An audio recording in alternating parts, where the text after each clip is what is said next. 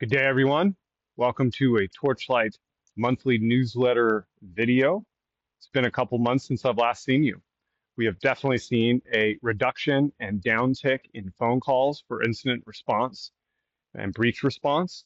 We're happy about that, but we think that the threats still exist through a combination of good defense and I think some traction on the political side, although that's just a guess on my part.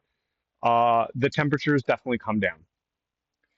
I wanted to take a couple minutes today and just talk about. I heard a little interesting data nugget the other day. I want to share with you, but where we see the future of computing going. There's some big technology developments coming down the line. There, we think, are going to make a massive change in how computers, and computing operations work. So, um, in the late '60s, when the internet was invented, really, I don't think anybody had quite a vision for what it's become today. But I think the interesting data nugget that I heard the other day is that it took about 36 years from the invention of the internet in the late 60s to reach 1 billion users. Social media to get to 1 billion users took 15 years. And artificial intelligence and machine learning is not quite at 1 billion users. We think it's going to take about 6 years, and we're very close to that. In the next year or so, that it'll be to 1 billion users. So there's a new technology in development called quantum computing. And we think that if you look at the pace of change, that quantum computing is going to, the speed and the pace of the change is going to happen at a much faster pace than these previous technologies have been adopted and utilized. And specifically where we think we see risk looking into our crystal balls around encryption and passwords.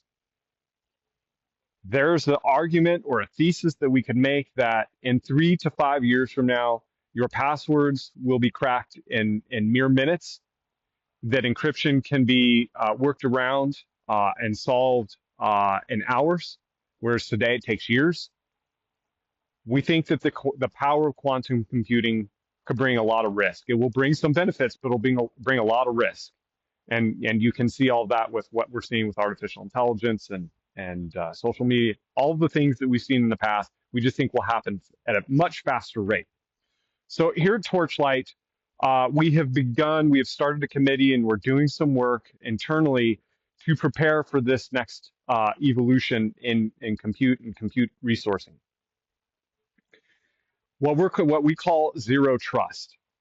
Today, most of the networks that we manage operate on an assumed principle that the humans in front of the computers will make good decisions. That if they have a pain point, hey, there's a new web app or a new software as a service application that I want to check out. Let me go download this application from the internet. I'll boot it up on my computer. I'll see what happens. Where we see this going in the future and what zero trust, the principle of zero trust is the exact opposite, which is only trusted applications and trusted data sources will be whitelisted for access. And if data sources and applications are not whitelisted, they're not permitted. Meaning there has to be a vetting process to ensure the safety and security for the end user, the business, and just general risk management, risk control. So we think that this quantum computing is going to change everything. And we think this is going to happen in the next 3 to 5 years. The next year will be very interesting. Google's made some headway in the last 3 to 4 months in quantum computing and has made some notable leaps in development. I might be wrong on the 3 to 5 years, but we think that as you think about your business and how you're planning for your strategic planning in a couple of years from now, we think this is something you need to include on the roadmap. We wanted to take a moment today and talk about that. The final thought I have on quantum and encryption and passwords is that this may be the inflection point for the digital divide. I've been hearing about the digital divide since the early aughts. Information superhighway.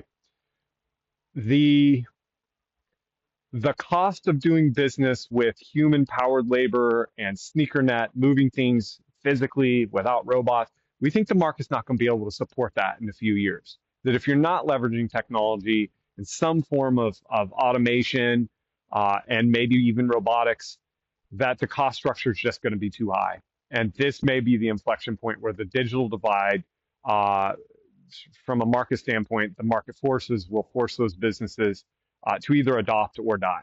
We think that's the other inflection point coming in a couple of years from now. All right, I wanted to take a moment and just talk about some security related news. We got a security bulletin this morning from Homeland Security that there's a new group called Laundry Bear out of Russia. It's a fairly new entity. It first hit the map in late 2024.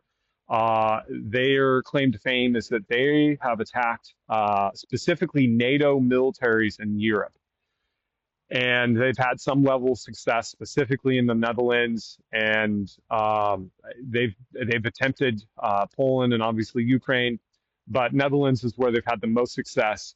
And the intelligence we received this morning seems to indicate that they have sowed their seeds over in Europe, and they're going to try new territories over here in America. Now, they're probably going to look for military and government and maybe quasi-governmental organizations to pick at first. But as with all of these entities that operate with either a tacit approval from the Russian government or with Russian backing, the Russian government does want them to be self-sufficient, so they will come after businesses for ransomware. We think that the tactics that they're seeing and the indicators of compromise, we're working on that right now to add those IOCs to our blacklist and block list, but that this threat still remains.